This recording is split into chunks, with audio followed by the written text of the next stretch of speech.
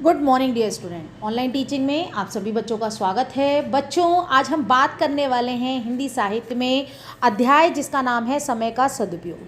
समय जो कि बहुत मूल्यवान है और अगर हम उसकी महत्ता को समझते हैं तो क्या होता है, हम अपने लक्ष्यों को बड़ी ही आसानी से, बड़ी ही सरलता से प्राप्त कर सकते हैं, अपने जीवन के लक्ष्यों को प्राप्त कर सकते हैं। ठीक है, तो यहाँ पर आज हम ऐसे ही कुछ महापुरुषों के बारे में बात करने वाले हैं जिन्होंने समय की महत्ता को समझा, समय पर अपने कार्य को हमेशा किया, जिसकी वजह से उन्होंने ऊंचाइयों को, जीवन की बुलंदियों को हासिल किया, अपने जीवन के लक्ष्यों को प्राप्त करने में वो सफल रहे। तो सबसे पहले हम बात करते हैं यहाँ पर जिन्होंने दुनिया की खोज की, है ना। आप सभी जानते हैं कि जो दुनिया की, यानी बहुत ही ज़्यादा नाम जिनका अगर लिया जाता है तो वो हैं कोलंबस। ठीक है, पक्षियों के जागने से पहले, यानी उनका जो मुर्गे की जो कुकड़ू थी वो उनका अलार्म हुआ करती थी और वो हमेशा समय पर उठ जाते थे, बहुत ही परिश्रमी थे, धुन के पक्के थे और उन्होंने सवेरे सवेरे एक नई, यही वो बालक थे जिन्होंने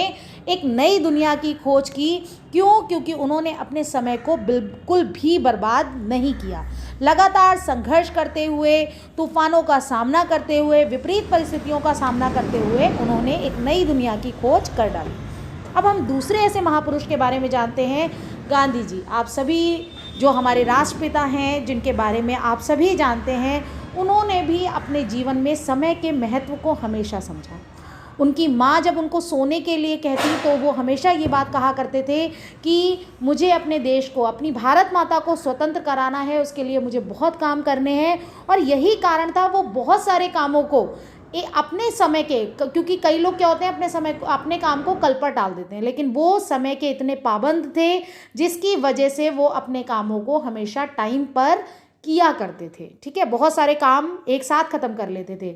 अब यहाँ पर हम बात करने वाले हैं कबीरदास जी की। आप सभी उनके नाम से अवगत हैं, संत कबीरदास जी, जिन्होंने क्या कहा, काल करे सो आज कर, आज करे सो अब, पल में परलय होएगी, बहुरी करेगो कब। इसके साथ साथ और भी हमारे भारतवर्ष में संत हुए जिन्होंने हमेशा हमें जो, अगर मैं बात करूं तो समय के महत्व को समझाया। ठीक है, यानी यहाँ पर बहुत सारे लोगों ने हमारे समय के महत्व को समझाते हुए हमारे साथ में, आप खुद सोचिए कि अगर एक हवाई जहाज़ चलाने वाला पायलट जो है वो सुस्ती दिखा जाए, अगर कोई जो बस चलाने वाला बस चालक है, अगर वो ज़रा सी भी सुस्ती खा जाए तो क्या होगा, है ना। यानी वो अगर समय के महत्व को ना समझे, समय पर ब्रेक ना लगाए, समय पर चीज़ों को ना करे, तो कितने लोगों का जीवन संघर्ष में आ सकता है ना।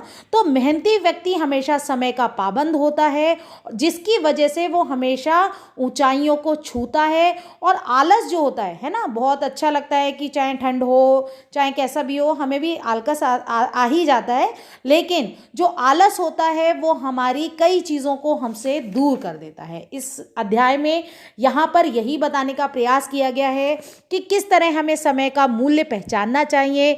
हमें अवसरों, क्योंकि अवसर जो है वो हमें बार बार नहीं मिलते, जिसे हम अपॉर्चुनिटी कह सकते हैं, वो हमें बार बार नहीं मिल सकते। और अगर हमें अपना नाम इतिहास में लिखना है, इतिहास को पढ़ना नहीं है, कुछ करके दिखाना है, तो उसके लिए हमें ऐसे महापुरुषों के बताए हुए मार्ग पर चलना होगा, ताकि हम भी अपने समय को बर्बाद ना करें, उसे व्यर्थ ना करें और अपने कार्यों को पूर्ण करें, और वो भी पूर्ण उत्साह के साथ में। इस अध्याय में बहुत अच्छी बातें बताई गई जो कि मैंने आपको समझाया है। धन्यवाद।